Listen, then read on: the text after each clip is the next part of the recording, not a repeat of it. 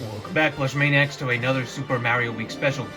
So, really quick before I get into it, I just want to explain that we're having some difficulties with our usual light, so I'll be having to use the light that is provided by the camera. So, that explains that, and the topic of today's video is going to be nostalgia. Because we have been collecting Super Mario for over 10 years now, and it'll be 2014, the year that we started. So we wanted to take the time in this video to kind of reminisce, kind of explain some of our backstory with some of our most favorite and some of our most nostalgic Mario plushes. So that is the big word for today's video, nostalgia. So we're going to begin with this Goldie Mario right here. This is the most important one in the entire collection because it started the entire collection. This was our first ever Super Mario plush. We got this 10 years ago in 2014 from the Walgreens pharmacy. Now this guy has something in common with a very lot of us, and that is that he is the one that kickstarts many collections. Because you watch our collection, you watch a lot of other plush entertainment channels, and they will tell you the same thing, that the Goldie set started their Mario plush set. Because this set was very relevant during the time when all of us were growing up during that very nice age. This was 2009 to 2012. So I was during the height of the popularity of the Wii era with Mario Bros. Wii, Mario Galaxy, Mario Kart Wii, all those millions of sellers. So Mario was at the height of its popularity during that generation. So Goldie capitalized by making this set that has become iconic to collectors and general Mario fans alike. You will show anybody this plush and they will recognize it from their childhood.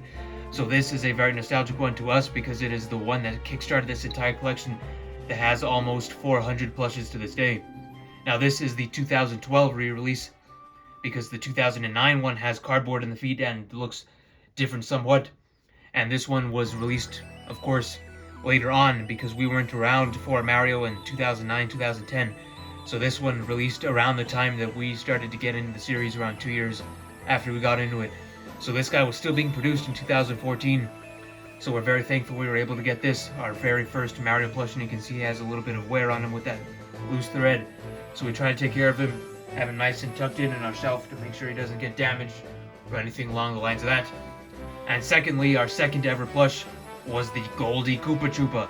Now this we purchased at the exact same time as the Goldie Mario during the same trip to Walgreens. So you could argue that this was actually our first ever Mario plush. Well, it was our co-plushes. These are our first ever plushes. Goldie Koopa and Goldie Mario. Now this guy is just as famous as Mario, or even more famous because of another popular Mario plush entertainer that doesn't do Mario anymore because he was forced out of it by a cease and desist by Nintendo. So he's not a Mario plush entertainer anymore, he's more of a puppeteer. But if you know the guy's name, then you know who I'm talking about. Popular plush entertainer who popularized this set along with the Mario Party 5 set. So this guy is very special to a lot of us, including myself, because he was our second ever plush, our first ever bad guy. So this guy right here was our first ever heel. This is our first ever baby face. Once again, baby face means good guy, heel means bad guy. This was our first heel, first bad guy in the Bowser set. And speaking of Bowser, this one is particularly nostalgic, but I've already mentioned it in a previous Mario Day video, so I'll make it very brief. The 2009 Cine Bowser. So really quick, this one is nostalgic to me because it is the 2009 release. It is the original release from Japan. And of course 2009, once again, was the height of the Wii era, where Mario Kart Wii, Mario Galaxy, New Super Mario Bros. Wii, some of the 3 greatest games ever made, that was when they were being released. That was during the release period when everybody was talking about these games, when everybody was playing these games. So this guy right here just reminds me of Super Mario Galaxy. He reminds me of New Super Mario Bros. Wii. He reminds me of Mario Kart Wii. And he gives me nostalgia for that time period. He gives me nostalgia for those games. So that is the reason why I love this plush. One of my favorites in my collection. I always say that this is one of the gems of my collection. I love this plush, one of my favorites. So very thankful to own this guy because he brings me such nostalgia for that time period. And if you were around and collected plushes then you would feel the same way. So now let's go on to another bad guy, but this one I'm going to have to do a lot of explaining. And this is a fake Ludwig plush. Now all of my nostalgia for this guy comes from way back in the day, from 2015 to 2016. This was before I realized what was real and what was fake, because yes, this guy is very fake, and now when I have the real Ludwig, this one is not so good. But the reason I am very nostalgic for this one is because Ludwig, back in the day, was one of my favorite Mario characters in the entire series. He still is my favorite Koopaling, but he was one of my favorite characters in the entire series. Now I have, of course, moved on to other characters like Bowser, Dry Bowser, Poochie, and Luigi, but this guy was really up there back in the day, and I loved this plush when I first got him as a 10, 11-year-old. I did not know this is fake. It was one of the best quality that I had at the time, because I didn't have too much official stuff at the time. So this guy blew me away with his quality. I always loved Ludwig's hair. I always wanted to have hair like Ludwig, and I kind of do now, but it's drooping down, not up. If I use gel, maybe it'll get up like his. But I loved this plush because I loved Ludwig. And actually, a thing that we used to do, we actually had it in our old house. We had tiles, and we thought that those would be a good spaces to do like a physical Mario Party game. So when we did that with dice and everything, we moved plushes around on the spaces for tile, and I used to love to play as Ludwig because Ludwig was never playable in any Mario Party. He was only really playable in Smash Bros. And Mario Kart 8. So it was very nice to play as Ludwig, air quotes, in a Mario Party game that we played physically in the house using tiles as spaces and all that. So I love that plush. Very, very nostalgic to me. Another one is this 2011 Cine Goomba. This is one of the very rare official ones that I used to get back in the day. Because the thing that you have to understand is because I didn't realize what was real and what was fake. So a lot of the times I just ordered whatever popped up first on eBay and what was cheapest. I did not know that it would be fake. So most of my early plushes were fake. Like my first ever Bowser was fake. My Boomerang Bros were fake. My Hammer Bro was fake. My Tail Goomba. But this guy and a lot of other generalized enemies like this and the Piranha Plant and a couple others that I'll get to later, I actually purchased this at a store. And that store is now out of business. It was called Hastings. It was a bookstore. It had books, magazines, DVDs, records, and plushes. They had all kinds of regular Super Mario set plushes there. They had this, they had Mario, Luigi, Peach, Donkey Kong, and Chain Chomp, and a ton of other enemies. So I was very thankful that the store carried him because I was able to get an official Goomba. And now that I actually care about official plushes, I'm even more thankful that I was able to get this because just like the 2009 Bowser, this guy reminds me a lot of the time period in which he released. 2011 was, of course, still the Wii era for the consoles, but it was also the 3DS era. So you have stuff like Mario 3D Land that this could remind you of. But again, this guy reminds me a lot of Mario Galaxy, Mario Galaxy 2, and Mario Bros. Wii. A very great time period for me. The Wii is my favorite generation of first-party games. So we talked about a couple of heels, now let's go back to the baby faces. Speaking of getting fakes, this is one of my very rare official plushes that I got online back in the day. So this one I ordered in 2014 or 2015, and surprisingly this guy was official. I did not know that it was official at the time because I didn't even know that fakes existed. I just thought everything was real because I was a stupid kid back then. But this thing is, of course, the official one from Cine 2013. It has the beads in the butt. And I guess looking back, this guy used to be one of my favorite plushes in the entire collection. And I guess the reason for that is because it was real and I just didn't know, and it was an excellent quality compared to everything else. So I just loved this plush back then. I didn't really know why I loved it, I just did. But I guess looking back, I guess it's just because it was real and such a great quality. Very thankful I was able to get a real one of this because it's one of the best Marios that you can get. And the ugly one is atrocious. Now sticking on to the topic of Marios, we have this cat Mario. Now I love him for the same reason I love my Tanuki Mario. Everything that I ordered back then was mostly fake, but there were some times with a stroke of luck that I got an official plush, and this, just like the Tanuki, was one of these instances. Super Mario 3D World, one of my favorites back in the day too. And I actually have a very positive experience with 3D World because it was the first game I played on my Wii U that I opened on Christmas Day of 2014, along with my 3DS the same day. And it's still my favorite Christmas to this date. So I'll always have a very, very soft spot for Mario 3D World. Always remind me of that very magical Christmas Day opening the Wii U and playing as this guy in Super Mario 3D World. Now let's get on to more of a tweener. This guy is in between being a bad guy and a good guy.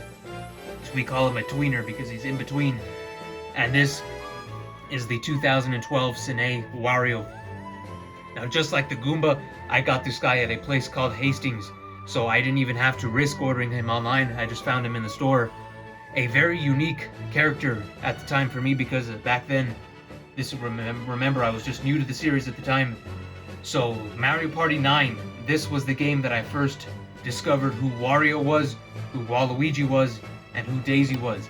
I had no idea who these characters were before playing playing the Mario Party 9 game, and I love Mario Party 9. I still love it to this very day. One of my most nostalgic games to date, and this game introduced me to this guy right here. So I became a fan of Wario and Waluigi and all the other characters. I wanted to get all the plushes. I was able to find this guy at Hastings. And you don't really see too much press about this guy today. He doesn't get too much attention, but I think he deserves a lot of praise because he's just an overall excellent plush. He looks charming.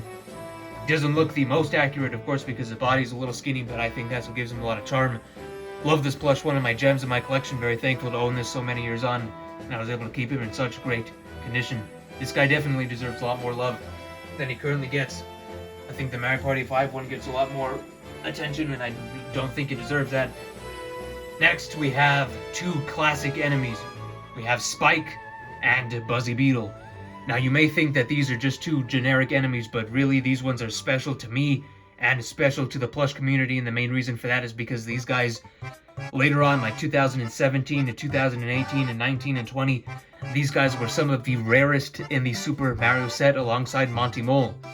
But the special thing about this is that I got both of these while they were still being made. So both of these I got in 2015, and just like with the Tanuki and Cat, I could have easily gotten a fake, but thankfully I was able to somehow miraculously get an official Spike, an official Buzzy Beetle. These things would go on to sell for $60, $70, $80 just a couple of years ago before the All-Star ones came out. But no, I was able to get these right as they came out, because these guys released in 2014 in North America, so I got them about a year after they released. These were still brand new plushes at the time, and I was able to secure them. I actually still use this guy in our videos because the nostalgia for him is very deep. My love for this Spike plush is very deep and personal. I love this plush. Always one of my favorite enemies in the games. I was very thankful that Sine always chose to make plushes of even some of the most obscure enemies like this, Fuzzy and Porky Puffer.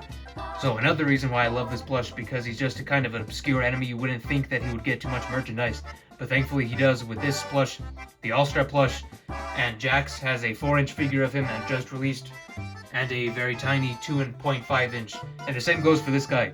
But Buzzy Beetle is a lot more common enemy. He was in the original Super Mario Brothers. But just like Spike, he doesn't get too much. But thankfully, he does have this in a couple of figures. Just like Spike, we were able to secure a real one back in the day when I didn't really know what was real and what was fake. So the final one I'm going to close out with is one that I've been praising for years at this point, but he has already become nostalgic to me, and that is the All-Star Dry Bowser plush. This is the exact one that I unboxed on that very cold winter night of November of 2020. And this guy just reminds me a lot of the time period that I got him. Yes, Mr. McCormick is nostalgic for 2020. And even though that was a terrible year for the world, it was actually quite a good year for me. I got Mario Galaxy 2 on the Switch. That was the year that the YouTube channel really began to take off. Just a really fun time to be a Super Mario fan with all the 30th anniversary stuff coming out. And this guy just blew me away when I got him. He became my favorite plush ever the night that I got him, and he is still my favorite plush ever 4 years later. So once again, 2020, not the best year for everybody else, but for me, it was a great year for me. I got my best game ever made on the Switch. Got a lot of new plushes that year. The channel really started to take off. Got a lot of cool releases and news from Nintendo. So it was a really good year. And I miss 2020, personally. I know many of you may not, and you can disagree with me in the comments, but this guy just reminds me a lot of that time period, a very good time.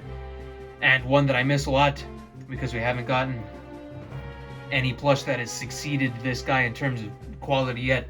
So hopefully they can make something that outshines this guy, but I think it's going to be very hard for Sine to do.